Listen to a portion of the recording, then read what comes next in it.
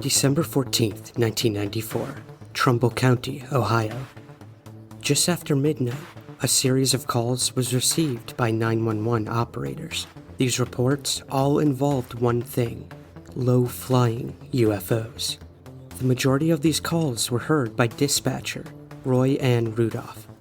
Everything from somebody who was casually stating they saw something in the air to somebody who was hysterical and thought that this was Armageddon. I mean, it was very strange. Okay, was it just like moving at a slow rate of speed?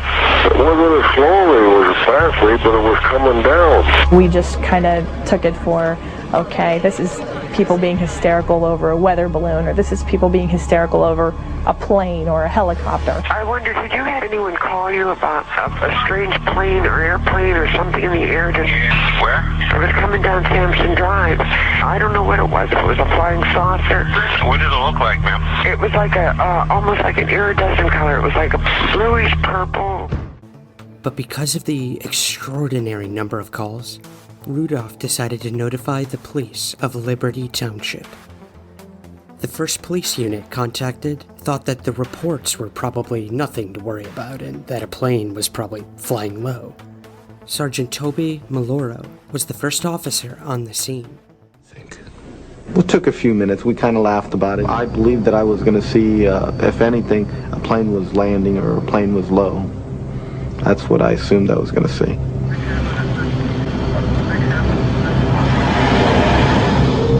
And as he proceeded down Sampson Drive to check out the lights, he was informed by a man on the street that the lights were moving south. As Maloro continued southerly, his cruiser went dead. As he attempted to restart his vehicle, it was engulfed by a bright white light from above. Startled and frightened, he exited his vehicle and stood outside looking up at this giant object, circular in shape and intensely bright in the center. After about 30 seconds, the giant object started to move away. And the thing that was very strange was there was no sound. After the object moved out of sight, his vehicle began to function normally again. Trying to understand what he'd just seen, he took off in pursuit of the UFO. Maloro was unable to keep pace with this object. He called dispatch informing them what he'd seen and gave the object's direction of flight. Soon the information spread to active law enforcement units all across the area, and reports of the object's direction were used to triangulate the object. You could see a red glow up in the sky. It was huge. This thing wasn't making no noise. This isn't funny anymore because it's getting to the point where I don't know whether to believe him or not. Well, was it moving or was it just... Yeah, it was glowing. It was moving. You could see it like up in the air, glowing and getting further away from me. People are serious. They're very upset. Whatever it was lit up. I mean, literally, if you were underneath it, you could see it would be like daylight, but red light.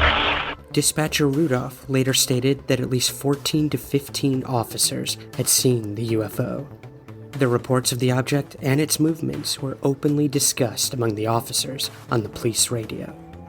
Police dispatch, with reports of the UFO spreading to adjacent communities, called the local airport FAA control tower and asked if they had anything unusual on the radar. We have a report of some flying object in our jurisdiction. Do you know of anything that should be in our airspace this time, close to the ground? Right. This is not a prank phone call, I swear. You can call me back to verify. Look at the radar scope, and I go 60-mile diameter of Youngstown, and there is nothing out there. Lieutenant James Baker of the Brookfield Township Police Department was one of the officers monitoring the fantastic calls, and he decided to have a look for himself. He climbed up into an abandoned radar tower in the area to get a better look at this object. As he reached the top of the tower, he was shocked at what he saw. Not one, but 3 UFOs. All 3 objects were in a triangular pattern, with the middle object slightly higher than the 2 on the side. Also, Baker stated that the object changed colors in unison: red, yellow, blue, and green. He reported his observations to the other patrolmen on duty. I got them right here. I'm looking at them. What the hell is it? They're sitting stationary. I got 3 of them. What do they look like? I've got 4 discernible colors. I got red, yellow, green, and blue. And the one just is like flashes. So if they're those planets those guys were talking about, then they're planets with Christmas lights on. This is weird. Oh my God, I hope that's a plane.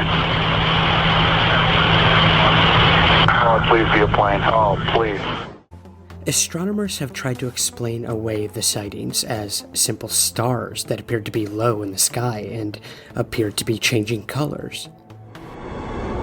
Clearly, the police officer who saw the very intense bright light very likely saw a fireball.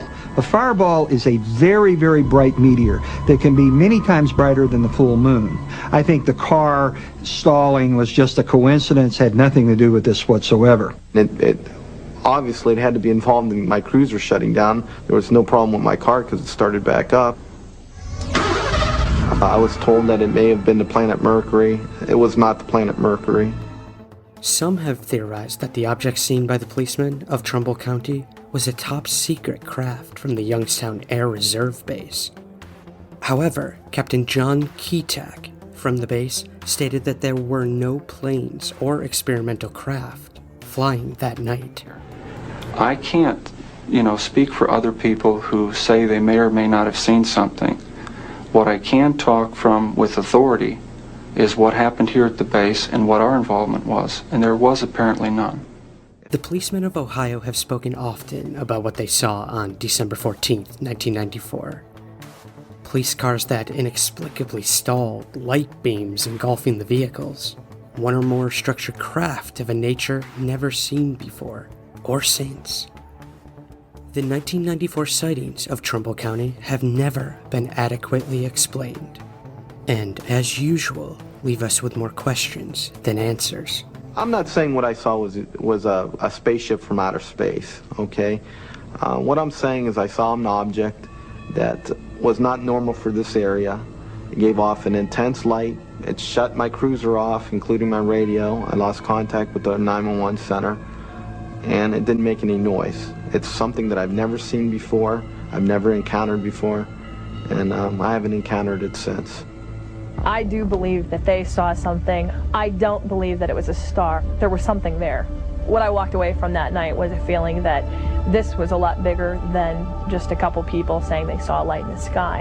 And it made us think maybe a small place like Trumbull County could have something big happen occasionally too.